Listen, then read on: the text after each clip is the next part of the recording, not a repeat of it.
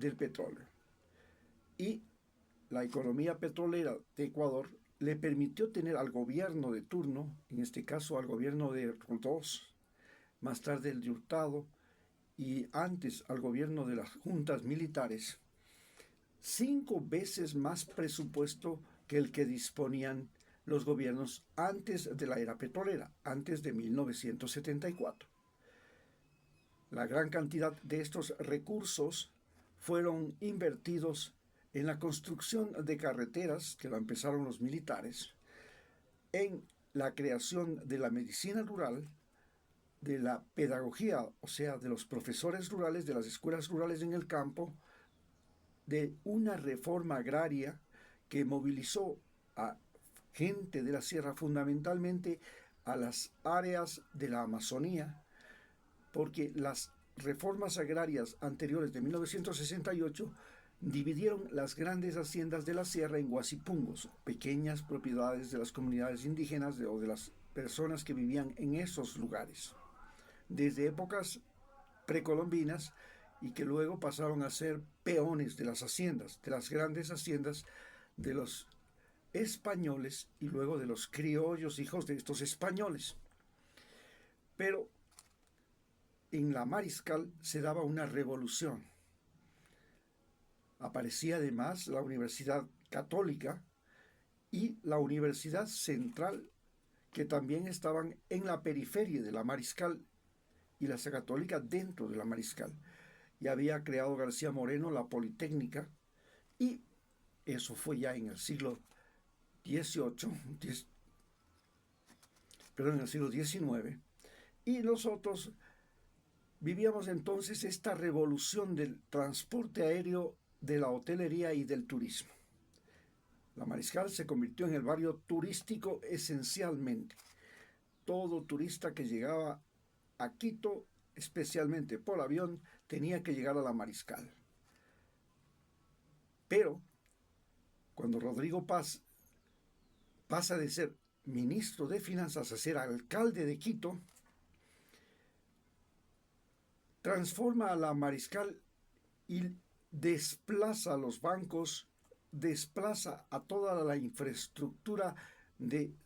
servicios financieros hacia la zona del Parque La Carolina, porque él y el señor Wright habían comprado territorio, habían comprado tierras, o se habían adjudicado en otros casos tierras. Entre esas, una parte del hipódromo La Carolina, donde estaban los establos del hipódromo. El hipódromo La Carolina era un espectáculo público al que las personas que no querían entrar a la tribuna pues podían entrar a cualquier parte y ver las carreras de caballos desde cualquier parte, porque el hipódromo no tenía muros ni cercas, y era un espectáculo familiar en el que las personas que después de ver ir al Estadio Olímpico, salir del Estadio Olímpico Atahualpa, que está muy cerca, pero no tenían plata para pagar toda la entrada al partido de fútbol, llevaban a sus hijos y a su mujer al Parque La Carolina, y ahí veían las carreras de caballos, que era el gran entretenimiento de la ciudad. Se creó inclusive una línea de buses llamada Camal Hipódromo, que llevaba a la gente desde los barrios del sur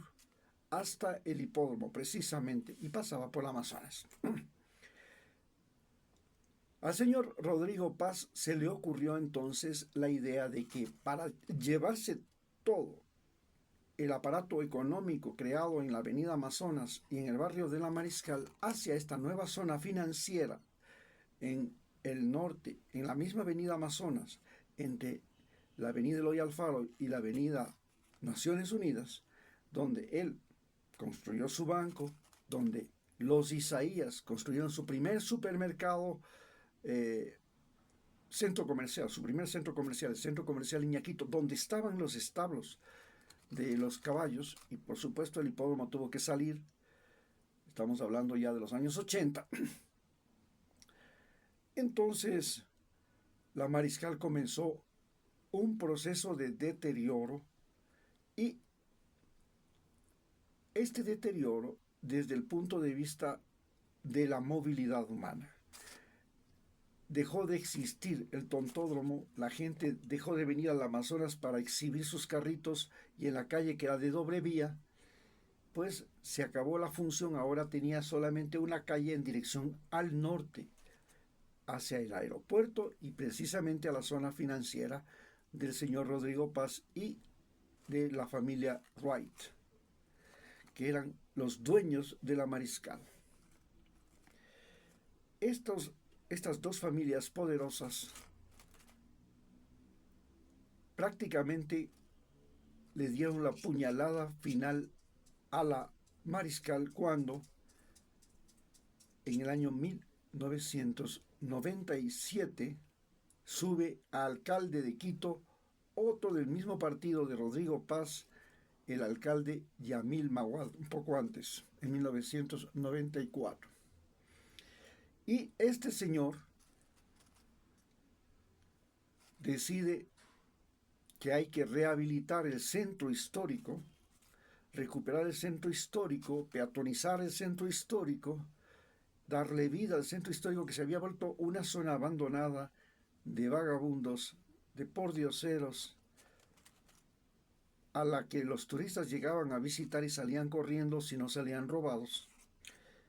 y que había que rehabilitarla. Y para rehabilitar al centro histórico, entonces, le volvió a cambiar la dirección a la avenida Amazonas, y ya no era solamente una avenida de sur a norte, sino que le cambió de norte a sur, hacia el centro histórico.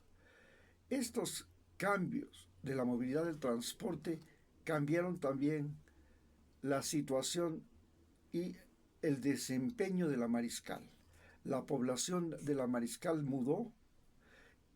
comenzaron a vivir en barrios nuevos, barrios residenciales, la González Suárez, allá por la Carolina, y otros se fueron allá a las faldas del Pichincha, donde se había construido otro centro comercial de los Wright, el centro comercial El Bosque, y posteriormente comenzaron a migrar hacia Cumbayá, hacia el Valle de Tumbaco, donde se mudó el colegio, se creó la Universidad de San Francisco, se mudó el colegio americano, se mudó el colegio alemán, que eran antes parte de la Mariscal, especialmente el colegio americano, en la parte esta más oriental. Entonces, con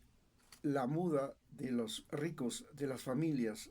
hacia donde estaba la Universidad de San Francisco y los colegios más caros de Quito, se fueron desarrollando las áreas como Cumbayá y Tumbaco, y en tanto la Mariscal comenzó a convertirse en un centro de turismo barato. Y el turismo barato era el turismo de los backpackers. La mayor parte de las mansiones de la Mariscal, de las casas hermosas que habían en la Mariscal, se convirtieron en hostales. En estos hostales llegaban los backpackers. Los backpackers eran mochileros, individuos jóvenes, pero normalmente eran viajeros, si no eran estudiantes, eran viajeros que hacían trabajos temporales, trabajos manuales en los países desarrollados, en Estados Unidos, en Europa, en Canadá. Y mientras hacían de saloneros, trabajaban en gasolineras, en la construcción, etcétera, reunían su platita y se venían a recorrer el mundo, porque el mundo era la cosa más barata que existía. Les salía mucho mejor ir de vacaciones a cualquier país del mundo que quedarse de vacaciones en su propio país. Sus países eran más caros, y eran tan caros, se hicieron tan caros, mientras tanto que nuestros países se hicieron tan, pero tan baratos. Tanto así